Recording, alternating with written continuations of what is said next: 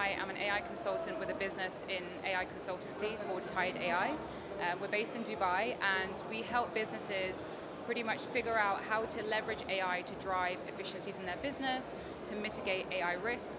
And I usually work with kind of small to medium-sized businesses who lack resources in this area. Like, a lot of them don't have the budget to kind of afford the big management consultancies to come in and help them with AI.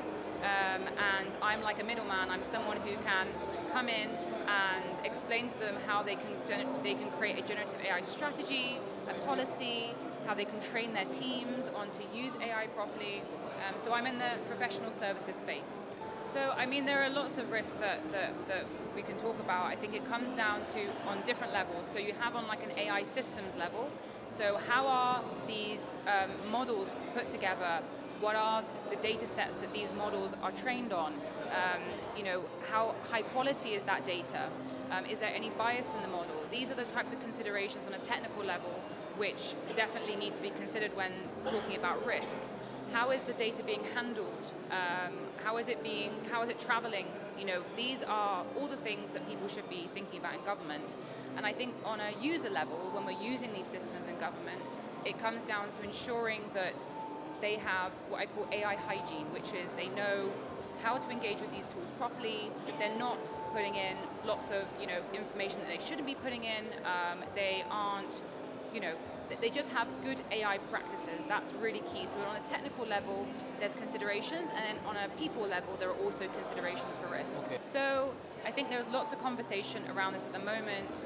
Usually the concern is that the AI systems are inherently biased towards something. So when we talk about kind of Western-centric models, such as GPT-4o from OpenAI, or some of the other major ones, people are worried that they're designed to but kind of provide answers that are pushing users in a certain way of thinking. It's very difficult to remove bias completely from AI systems because humans themselves are inherently biased. We all have our biases. That's why it's so important that you consider which systems you're using, because some are more biased than others. And secondly, you also think about how you are checking the output of these models. So what they need is a very robust quality assurance process. When it gives you an answer, you need to be able to check that output and say, is it biased? Is it accurate? Is it high quality? Does it include any plagiarism? Like, these are the key questions to ask every time it gives you an answer, and that helps to manage the ethical problems.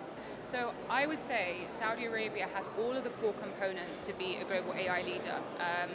When you look at anything from the amount of investment that's going into cultivating a very attractive AI ecosystem, is very impressive. I think between 2019 and 2023, the budget going into AI increased by 27%, according to Sadaya. So that's an incredible amount of money that's going in, and that's helping to cultivate homegrown AI Saudi startups, as well as to attract investors to come in and build in Saudi.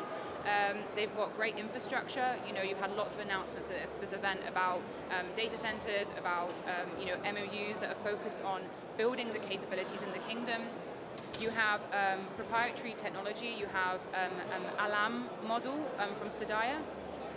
This model is great because it's actually now officially the world's best Arabic language generative AI model, which is incredible. A credible feat for the country, and I believe now you can actually access it through Microsoft Azure, so that's great for developers internationally. They can access Saudi technology from the comfort of their homes. And finally, it's about the people. So with a lot of governments that invest in AI and try to push forward innovation, they sometimes forget how important it is to make sure that people are also following this innovation. In Saudi Arabia, I read that 75% of the population actually has awareness of AI. That's incredible. That's so high. That's actually above the global average of 51%. So you've already got a population that is very eager to learn about AI, to learn more, to be part of this journey as Vision 2030. And I think that's great. I think Saudi Arabia is on a really positive path. So I would say they are silently moving up towards the kind of the dominance in the West at the moment with AI. I think the GCC region is very gradually moving up towards them. I think where they can really excel is obviously in Arabic language capabilities. I'm really excited to see new developments from the UAE, from Saudi Arabia in that, especially. But I would say there is definitely some kind of developments that need to happen, but they really are moving so quickly. You've got a very clear strategy for AI and data from Vision 2030, and it's managed by Sadai, right? This is what's going to propel that forward, and you've got all those components behind it, so they've got every chance to really come to the top when it comes to AI.